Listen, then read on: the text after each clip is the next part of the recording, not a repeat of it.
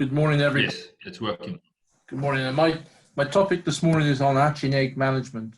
And most people on the farms will see this kind of poster, which is really looking what is a good selection of eggs and what is reject eggs. And we'll go into this a bit further later on. But when we look at hatching eggs, or fertile eggs, hopefully as many fertile eggs as we get possible, we should treat them as very much as alive as a baby chick. It's just we can't see that they're fertile at this stage. So chick quality really starts with egg quality. And if we look at the characteristics of hatching egg, we want a uniform egg and to equal a uniform chick. You can see these kind of trays here where you can see this is not so bad, but this you can see there's more variations in these trays, and that will affect the different sizes of your chick as well. Looking at egg grading, you can see here where there's just different machines and different processes. When the eggs come in, a bit of automation to do it. And watch especially on farms, if you have in your hatcheries these vacuum or these suction lifts, vacuum lifters. Watch out for these kind of rubber suction pads, because they need to be cleaned regularly, because they can harbor mold in there, an aspergillus, and pass it on from egg to egg. So very important. Same as the transfer equipment in the hatchery. So when we're looking at our eggs and we're collecting, we want to see this nice uniformity. So this kind of sheet here shows how the spread of individual eggs to see how good our uniformity is.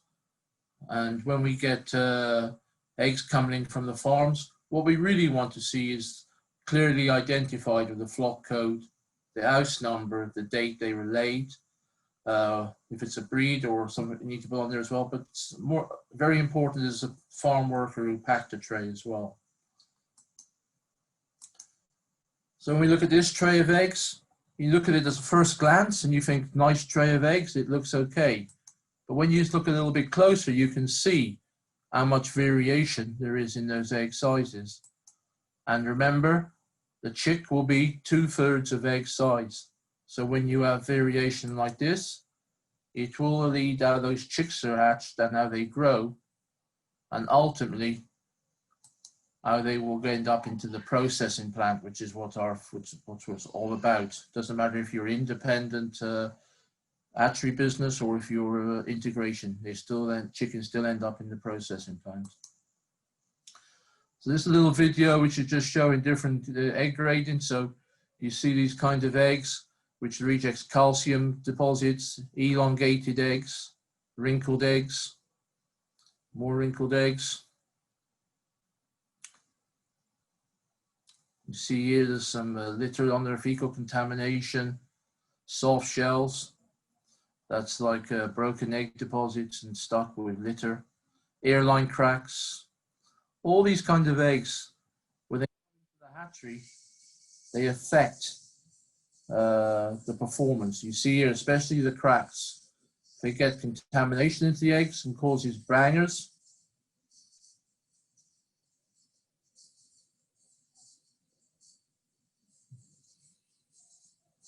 So it's not just the one egg. When they explode, it covers other eggs. Look at this guy's doing a very bad job. He's just making a mess and spreading contamination onto other eggs as well. Half of them are being left on, so that means they got more chance of exploding onto the newly hatched chick. And when you come to hatch day, this is what you end up seeing. You see more meconium, more contamination in the baskets, even some of these chicks which have died because of the impact of that early on, and also lower performance because of contamination levels. When we look at the egg itself, if you look at the egg weight, now it's composed of the yolk, the albumin, the shell. There is the influence on age, especially on the yolk and the albumin. So with young flocks, we have a higher percentage of albumin and lower percentage yolk. And as a flock ages, you see that the percentage swings in the other direction, where we get more yolk and less albumin.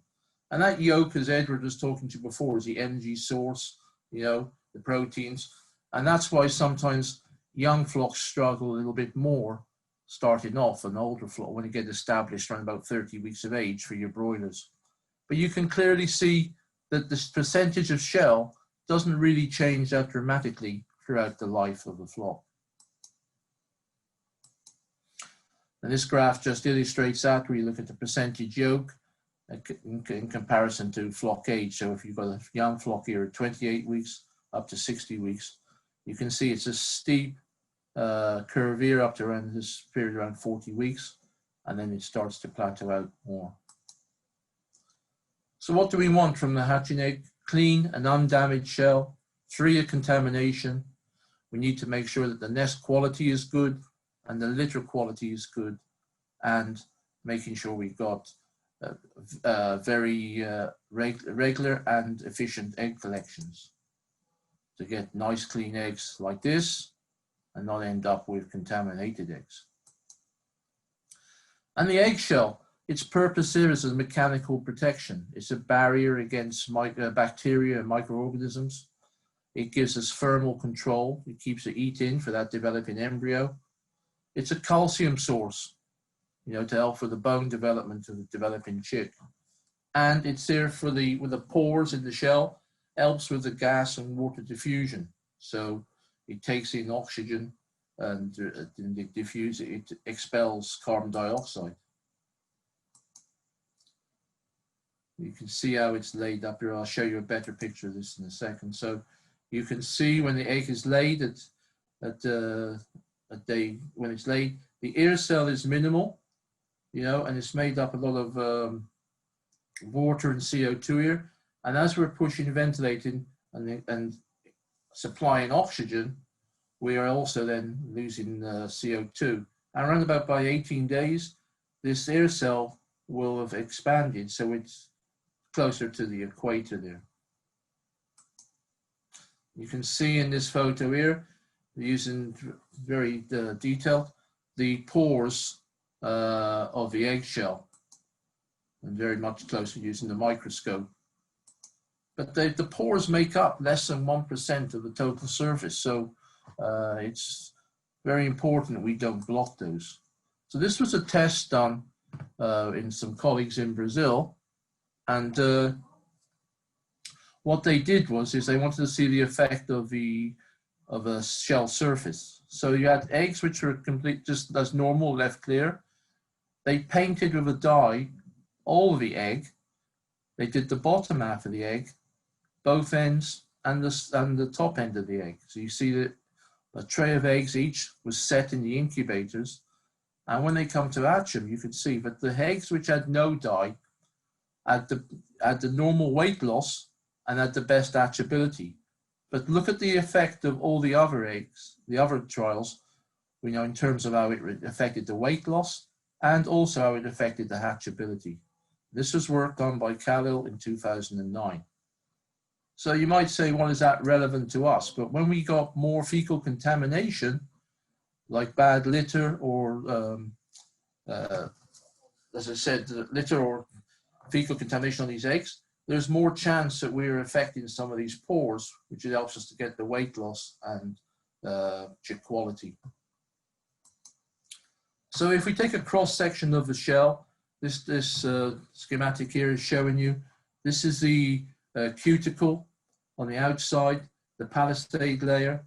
You can see the outer inner membranes, and these are the gas pores you can see in the top, which are small enough that for the air to divert, so the gases to diffuse through the shell.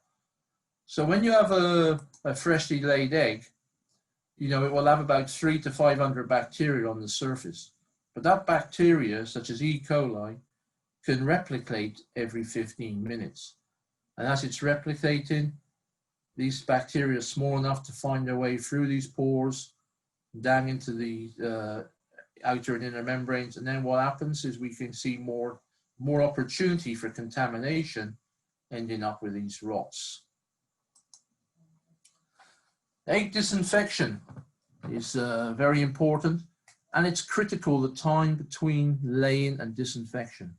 we like to see that we are disinfecting or some form of disinfection or fumigation as quickly as we can after the eggs have been collected. So there's different methods, and all methods work when you don't have a problem. So you can see here, this is just people washing eggs, which is probably my least favorite because there's more chance of contamination. This is where you see a lot of places using the fumigation cabinet. And this is what you see sometimes in Europe a bit more, is sometimes with eggs, is like a fogging system, which is a ultrasonic, so it's like a smoke, which puts a disinfectant into there to reduce the TVCs, but doesn't wet the eggs.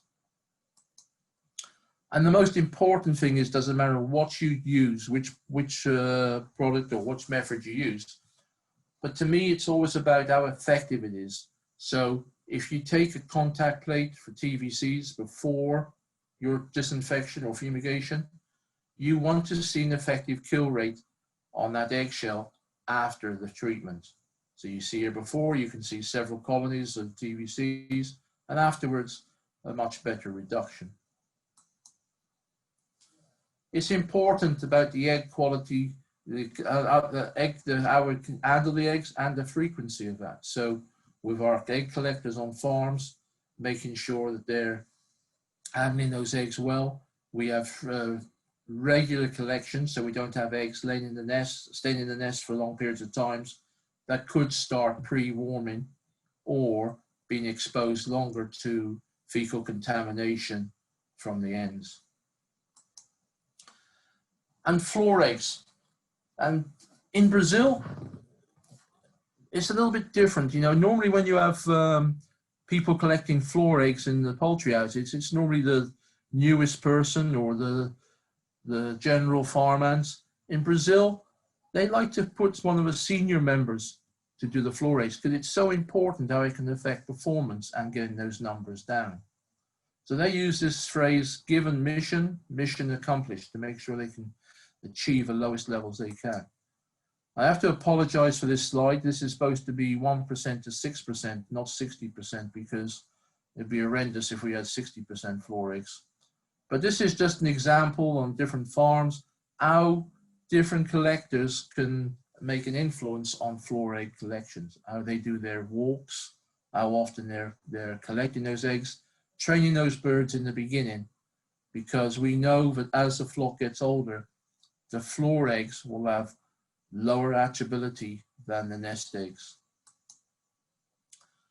It's important on the farms for litter quality. If you got wet litter, you're going to end up with a dirty nest and you're going to end up with a dirty egg. When you're in squalor like this, you see how wet it is, and the birds are in poor condition like this, it's only going to lead to more problems with your egg quality. So when you look at the nest boxes and you can see fecal contamination there, you're going to have more chance of these eggs being affected. This is auto-nest system, which you see more in Europe, but you can see these nest pads out there, the birds, because it's a communal nest, so you can end up with based on around about 40 to 50 or 50 hens to 60 hens in the nest box. But you can see when birds get up there, it can get quite dirty over a period of time. And especially if you've got things like this where these eggs are not rolling away and they're in contact with this fecal contamination for longer periods of time. So it's important on these type of systems that you end up trying to clean your nest pads at least once during the flock to try and reduce, especially later on, to reduce the bacterial loading. As most of you know and you use this in terms of the manual nest boxes, importance to use prills for nest disinfection periodically to keep that bacterial loading down. But also the nest box maintenance.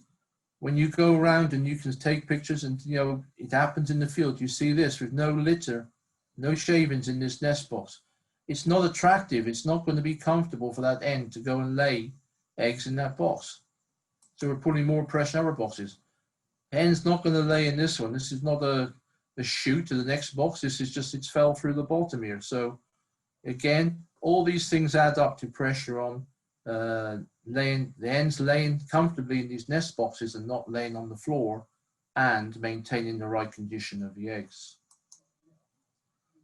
Here we see an example. There's 15 eggs here in this example on this automatic nest box system, where these eggs are not rolling away. And if they're at the end of the day and someone's not going around checking that, and it's overnight, you know, how long can these eggs stay there for? And how they affect the temperature can affect, you know, the potential embryo, and that's where we might end up with more early embryonic deaths.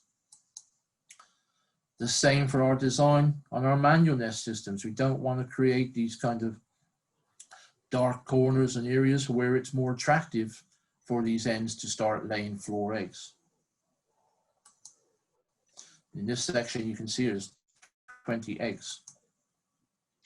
Again, underneath the nest boxes, you know, so we can try to seal that off so we're not comfortable to encourage more floor eggs being laid.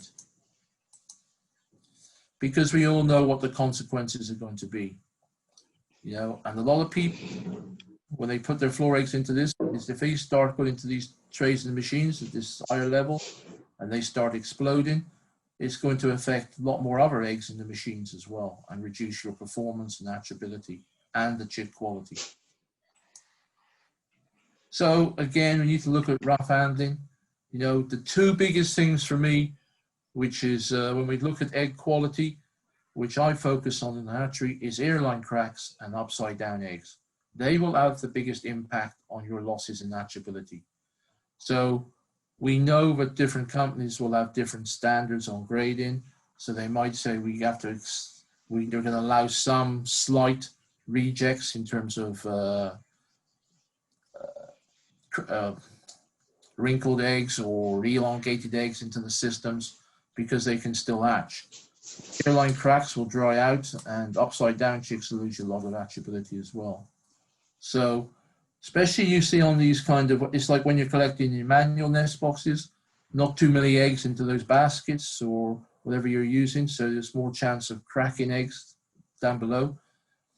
This is the outfeed conveyor from an automatic nest coming across to a cross conveyor, and sometimes you'll see a lot of eggs coming on these belts, and then if you're not careful, they roll straight over here, can hit the side or into other eggs and cause more cracks as well. Or if they start building up here, and then they just crack into each other. So you have to be very careful how you manage these systems.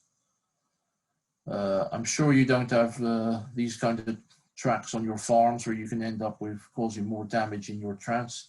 You can spend all your good efforts and time producing a nice egg, and then it gets ruined because of rough transport conditions. So airline cracks, very easy to see using the torch, you know, and for us in the hatchery, on the farm, not so easy on the date of lay because the cuticle is still drying out. But under a torchlight conditions, you'll be able to spot them. So what we do with a lot of customers is try to encourage doing spot checks. And sometimes the farm will have a torch and the manager will do spot checks with his staff each week just to keep an eye to make sure there's no extra damage done in a single house or by a personal collector, so that we can maintain the high standards going into the hatchery to get the most number of chicks back accredited to their farm. You'll sometimes see marks on here. You might see, not like this, but sometimes like this, it looks like a crack. When you just put your finger over to create a bit of pressure, it's not actually cracked, it's still intact. Sometimes we see this, it's almost like on the outside of the egg with the cuticle, where the end sometimes scrapes it with its nail and it almost like just leaves a mark there. So don't just use a torch, and make sure it is actually open if you're just doing that.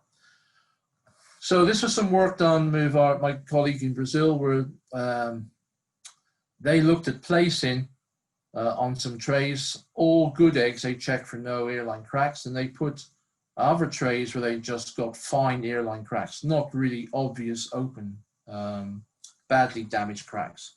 And you can see the impact on the hatchability. So the good eggs hatch at nearly 90%, where these eggs lost almost 20 odd percent. And that can be a lot higher than that. You also see in the culls, you can see an extra 4% was lost here. Sorry, in the second grades chicks, the cull rate was down. This shouldn't have no effect really in the infertiles. The early deads is just going to happen because a lot of these eggs are going to dry out through the intense temperature of the heat from the machines is going to force its way through that crack and dry out the contents a lot more. And you sometimes can get some late ones because if they do survive a bit, the contamination will explode later on as well. So reduces hatchability, higher incidence of contamination. It can affect the weight loss during the setting period, which affects your chick quality and your 7-day mortality, or 14 days. See this quite a bit with eggs coming in, where the eggs get slashed or they get cut across the back here because they haven't got bars protecting one trolley to another in transport. And so when they move in, the tray comes out and catches these eggs and damages them. Upside downs, you can see clearly here with a torch, you can see air cell on the top. Here, this is upside down. This is an example. I took this several years ago in South Africa, and you can see from this tray, I think we had something like about 19 eggs upside down on this one tray. What's more concerning about this picture is that someone has taken the time to write the house number on this egg when it is clearly upside down.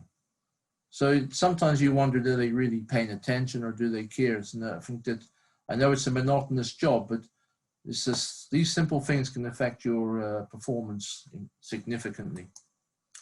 Same situation with our colleagues in Brazil. When they did the same trial with putting the right way up and putting eggs upside down, you see similar pictures. The loss in hatchability, and it can be far greater than this. These numbers to me are on the low side. But the difference is here, you will lose more in your late, because when that egg is upside down, the embryo is going to, when it starts to pip, is not going to have that air cell for it to start using its own lungs to breathe and to pip out of the shell. Quite often it is engulfed by the fluids and drowns. You can still hatch chicks, but they will be lower quality and they will have worse performance on the farms. So remember, with collection management, maintaining good hygiene, making sure we have clean baskets, trays, we have good protocols for our staff and washing and that between collections. Good frequency. Evaluate the disinfection method. Remember, embryos can't handle bacteria, and concentrate on killing the bacteria before it penetrates the egg. Excuse me. If you've got wet litter, you've got a dirty nest, and clean floor eggs don't exist. This is a little video just showing the formation.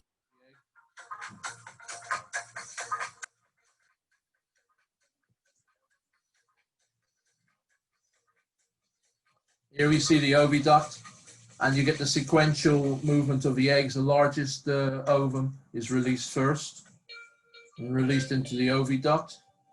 And as Andre Dirk said to you yesterday, this is in this first 15 minutes where it gets fertilized. As it travels down through the rifled oviduct, it is now adhering the coatings of albumin.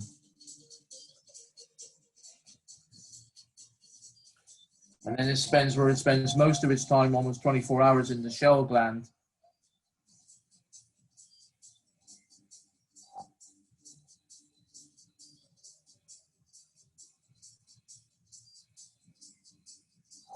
Until it is released and the egg is laid.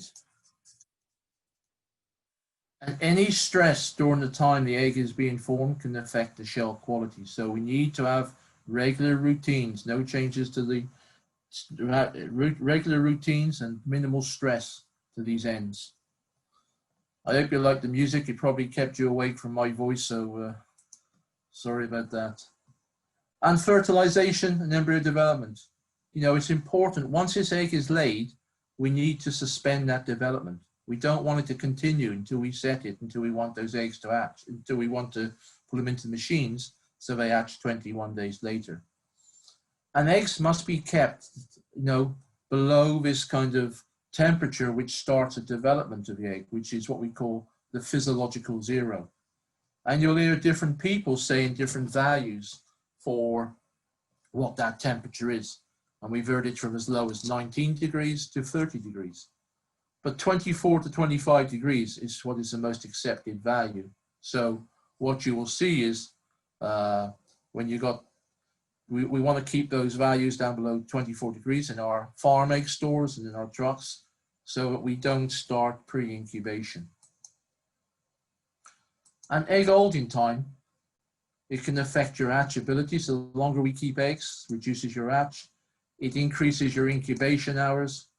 It reduces your specific gravity. The weight loss, we're supposed to lose up to the first 18 days. The chick quality, and increases the 7-day mortality and your performance. This is some work which was done by Elton in Cobb, Brazil, which goes to show that if you held eggs from day 1 to day 15, and this is more for GPs, but you can see the fertility doesn't really change over time, and it shouldn't. Your hatchability for the first 7 days doesn't really change. It shows that the embryo maintains its the shell, and the egg age can still hatch as well for the first 7 days. But as you start getting older, then you start to see a decrease in hatchability, which will coincide and affect your hatch of fertiles. But the number of times we see people that through their hatchability figures, you start to see all of a sudden hatch goes down, fertility goes down, which isn't always true.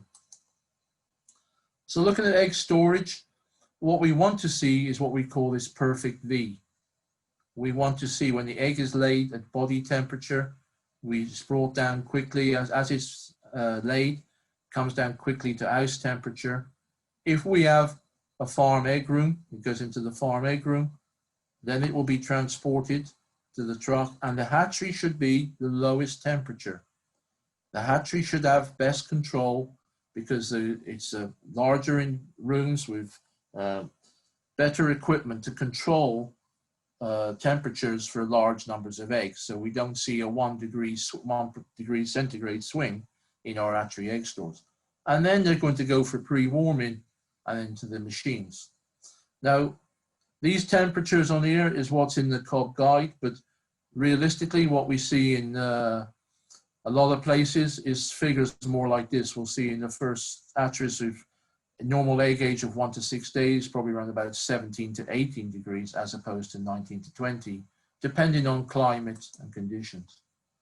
So egg holding starts on the farm, and the temperature is determined by the egg holding time. So this is a rough guide, which is what it says here, but more often than not, it's used this one. And to be honest, in my opinion, the hatchery should dictate the farm egg store temperatures on the farms, because they will know if they've got an egg bank or if they're short of eggs, so if they need to increase it or decrease it. When we're looking at our egg holding and transport, it's quite good to have these loggers placed. You can use them from the farms, but looking at your farm egg stores to check that there's no variations from daytime to nighttime or from one day to another. I especially like to use these in the two extremes in the seasons, in summer and winter, to know, because if you've got cold drafts coming through your door at night, which is reducing the bottom tray temperatures, or are you getting high temperatures in the summer, which cause eggs to sweat. And you can put these download and show the effects on your computer. Here we see eggs being loaded onto a truck, which is more manual. And you have to watch, because if you've got no ventilation taking part here and it's warm, some of these eggs could also start warming up very quickly. Here's eggs which are transported on these trolleys with nice gaps in between the eggs and taken into an egg store. Some places you'll find in locations you have like a tractor in the truck that goes around different houses and picks up eggs. This example here is showing this truck. But when we looked inside, it was in the shade here, but it was still 41 degrees centigrade inside this truck. And when you open up an egg, a fresh egg, normally this kind of blaster disc is roughly around about this 2 millimeters diameter. In this case, you can see it has already started pre-incubation. It's gone past the point of no return. So if we have to hold those eggs for 7 days, it's going to almost be a risk then that we can lose some early deads from these eggs. Just the example of monitoring eggs from storerooms in transport into the hatchery. And we want to make sure our temperature is uniform. So you can see on these pictures, it's not so clear this one, these shells there are showing 19.8, but these are showing 12.5. This is too cold. And what this can do is, you know, it can actually weaken strong embryos or kill weak embryos. You know, it depends what you're looking at. Using thermal imaging cameras, you can see in trolleys in the egg store, and you can see the guides and the colors here. The brighter is warmer and darker is lower. And look at the difference in the bottom to the top of these trolleys. Same as if you're loading into these boxes. You need to watch if you're placing your eggs straight into boxes that they have a chance to cool down, because these warm eggs here have got more chance of pre-incubation, especially if people are using cardboard fiber trays, which can insulate the eggs and keep the temperature and cause more damage. And when we come to our actually egg stores, we need to make sure we've got good spacing of eggs so we can get uniform temperatures, air flowing through these baskets to keep uniform temperature in the room. You can clearly see in this room, they're all stacked closely together, so there's no air movement from this sock going between these eggs. This is another example in this room. This is very difficult because probably tonight you want to use these eggs here to set.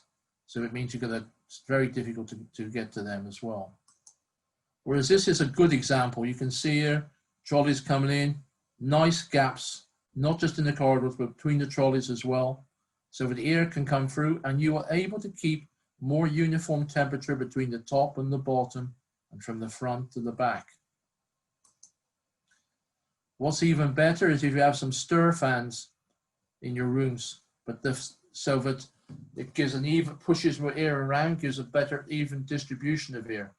But remember, if you're using these, the fan should be directing the air towards the ceiling, so it bounces off and doesn't have cause a draft, too much airflow on these eggs. If it's forcing down, you're going to affect these eggs on the top, where you have more chance of higher ventilation rates, drying out some of the moisture from these eggs, so they might lose that extra gram. So very important. And we hear things about eggs can't condensate, or what we call sweating, but they can. And why do eggs sweat? It's like taking your bottle of beer out of the fridge. As soon as you go from a cool place to a warmer place, they will sweat or condensate. So what can we do? It's very difficult to monitor this, because as soon as you get air over these eggs, the condensation can evaporate very easily. So sometimes, if you can't see it, there's a good test is what we use is crepe paper. We place a little bit of crepe paper, and this is more like the tissue one, not that shiny one, under a couple of eggs onto a trolley. And if it has increased in temperature and the egg sweats or condensates, the dye is taken out of the paper and you can see it in the eggshell. Then you know 3 weeks later you're going to have problems in your hatchery, because if you've had moisture on the shell and there's bacteria on the surface, it's going to get drawn in and you're going to end up with more risk of contamination and poorer chick quality.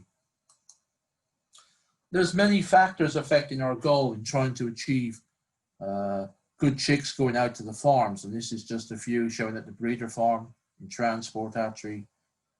But everyone has their part to play.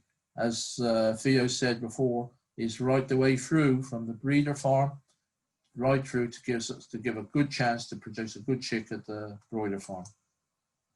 So in conclusion, we need to produce clean and uniform eggs. Kill the bacteria before it penetrates the egg. Avoid rough handling and excessive rolling of eggs. And minimize your upside downs and cracked eggs. They will have the greatest impact on reducing your hatch and your quality and your performance. Keep control of the temperature, that V shape. We don't want temperature going up, down, and back up, and then down again. We want to keep it smooth.